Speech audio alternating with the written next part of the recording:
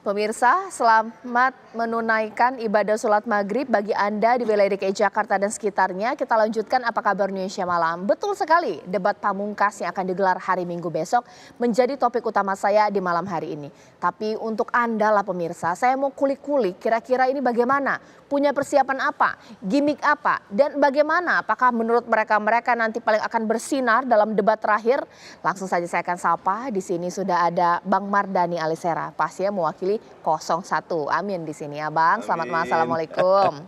Waalaikumsalam warahmatullahi wabarakatuh. Saya mau menyapa juga tamu-tamu lainnya yang tersambung lewat sambungan Zoom. Pengamat politik kita Mas Nyarwi, ada juga Bang Miftah dari 03, ada Bang Saleh Daulay dari 02. Selamat malam Bapak-Bapak, assalamualaikum.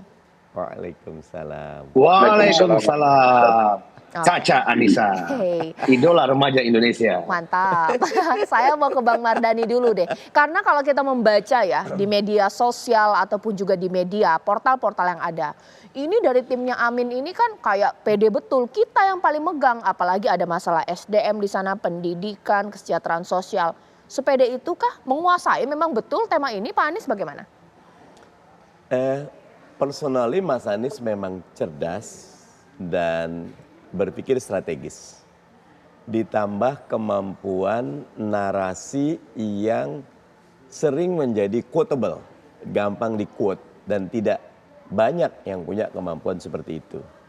Temanya, tema yang bahasa kita tuh gue banget ya, pendidikan, teknologi informasi, kesejahteraan sosial, sumber daya manusia, inklusi, ya. Kebudayaan, ya kan, pernah jadi Menteri Pendidikan dan Kebudayaan, pernah jadi rektor, gitu lah. Di Jakarta universal healthcare-nya 100%, tetapi dalam debat semua bisa terjadi. Karena kalau Mas Anies pernah menang, Mas Ganjar pernah menang, mungkin Pak Prabowo juga berharap bisa menang sekarang. Beliau mungkin sudah menyiapkan diri. Karena itu kalau kami tetap rendah hati, semua bisa terjadi. Yang terpenting sebetulnya bukan menang kalah, tapi message-nya tersampaikan. Bahwa kalau Anies jadi presiden, kita ingin mewujudkan Indonesia adil makmur untuk semua. Oke. Karena di sini pede sekali dari 01, sekarang saya ke Bang Miftah. Dari 03 seperti apa? Bisa megang nggak di debat terakhir ini? Kalau kita melihat dalam tema ini, justru Mas Ganjar dan Prof. Mahfud adalah kombinasi komplit. Baik dari sisi pengalaman individu dan karakter, serta juga kekompleksitasan pengalaman. Mas Ganjar adalah 2 periode di DPR, 2 periode lengkap, lebih lama dari Mas Anies di gubernur, yang sudah biasa melayani masyarakat. Jadi di level policy, perumusan kebijakan di parlemen sudah gape, dan juga dalam pelayanan masyarakat juga sudah sempurna pengalaman 2 periode. Pak Mahfud juga sama. Dalam banyak sekali pengalaman politik di legislatif dan juga di eksekutif dan juga di Mahkamah Konstitusi, sudah sangat banyak mereview dan melakukan proses advokasi undang-undang terkait kesehatan, pendidikan, teknologi informasi dan sebagainya. Tapi lebih daripada itu semua, Mas Ganjar dan Prof. Mahfud adalah contoh paling sempurna pemimpin yang merasakan bahwa dengan pendidikan, dengan pelayanan kesehatan dari dirinya sendiri itu. Beliau adalah orang yang merasakan hidup susah dari bawah dan dengan pendidikan itu mengalami mobilitas kehidupan vertikal yang lebih baik. Jadi dengan pengalaman hidup ini dan pengalaman memimpin di berbagai chamber pemerintahan ini, insya Allah menurut kami Mas Ganjar dan Prof. Mahfud adalah yang paling siap. Karena tema ini adalah tema yang ya Mas Ganjar dan Prof. Mahfud banget. Kira-kira begitu, Cah. Oke, sekarang saya ke Bang Saleh Daulay. Bang, kalau misalnya dianggap bahwa Pak Prabowo yang mungkin paling agak keteteran gitu dengan tema ini, setuju nggak? Atau jangan-jangan, wah persiapannya ini matang ini, Bang Saleh? Ya, biasa aja lah kalau misalnya 01 dan 03 menyebut kita keteteran itu biasa, memang harus begitu kan. Dan misalnya tadi disebut seakan-akan setelah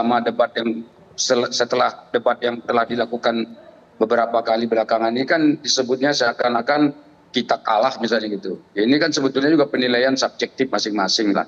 Jadi menurut kami justru malah Pak Prabowo ini ya sudah siap segala hal karena beliau kan sudah berkali-kali mengikuti acara debat seperti ini. Dilihat dari sisi pengalamannya untuk menjadi calon presiden dan juga yang dilawan kemarin kan Pak Jokowi. Dan saya kira sudah belajar banyak dari Pak Jokowi. Kemudian tentu program-program yang disampaikan oleh Pak Jokowi dan dilaksanakan Pak Jokowi juga tentu sudah sangat dihafal dan dikuasai oleh Pak Prabowo. Dan kita posisinya adalah untuk melanjutkan ya apa-apa yang sudah menjadi capaian Pak Jokowi dan prestasi-prestasi yang dicapai selama ini oleh Pak Jokowi itu akan kita lanjutkan.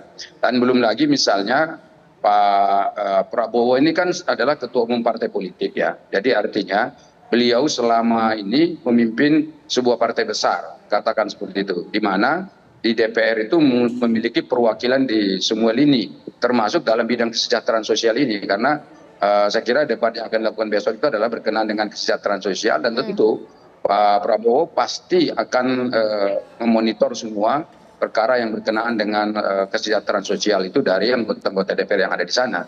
Dan karena itu tentu ya di lain kesempatan tentu Pak Prabowo juga pasti mempelajari berbagai hal fenomena terkait dengan kesejahteraan sosial terkini, terutama dari tim-tim yang memang ada di sekitar beliau dan mendampingi setiap saat. Gitu. Oke, sekarang saya ke Mas Nyarwi. Sepakat tidak Mas Nyarwi? Ada yang merasa ya oke lah kita bisa juga kok dengan tema itu, tapi yang percaya diri sekali. Kira-kira Mas Nyarwi, siapa yang punya catatan akan kejar-kejaran gitu dengan tema ini? Harus ekstra keras, bekerja keras bagaimana?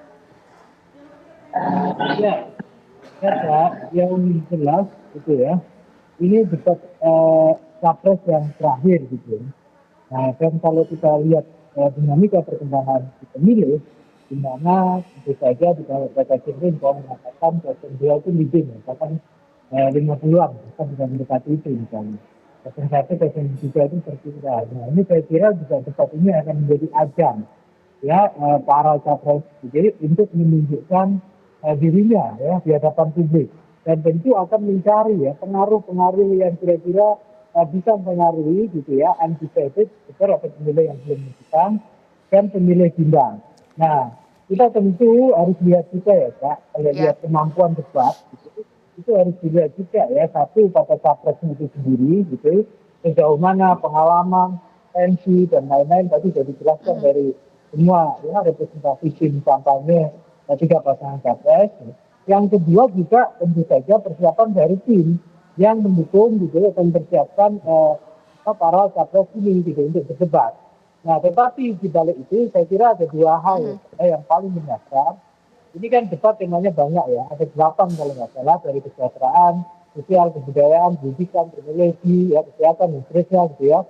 Nah, hal yang paling mendasar salah satunya tentu saja adalah penguasaan data. Karena apa? Ini khususnya untuk pemilih kelas menengah atas yang di mana segmen dan juga saya kira kaum terdidik dari anak-anak muda dan saya juga, di mana segmen itu besar sekali ya, dan banyak diantaranya yang masih juga milik bimbang dan undecided atau belum menentukan. Kira akan menjadi percakapan di media sosial itu kira-kira. Mas Nyarwi, ini sedikit agak tidak baik ya komunikasi saya dengan Mas Nyarwi. Nanti kita akan perbaiki juga nih komunikasi dengan Mas Nyarwi supaya suaranya lebih clear ya. Sesaat lagi nanti saya akan tanya kepada narasumber khususnya Bang Saleh Daulay. Karena kalau di waktu di Makassar Pak Prabowo mengatakan takut nih nanti di debat terakhir dapat nilai berapa, jangan-jangan 0. Apakah nanti memang akan ada saling menilai atau jangan-jangan Pak Prabowo menilai 03 dan juga 01? Sesaat lagi.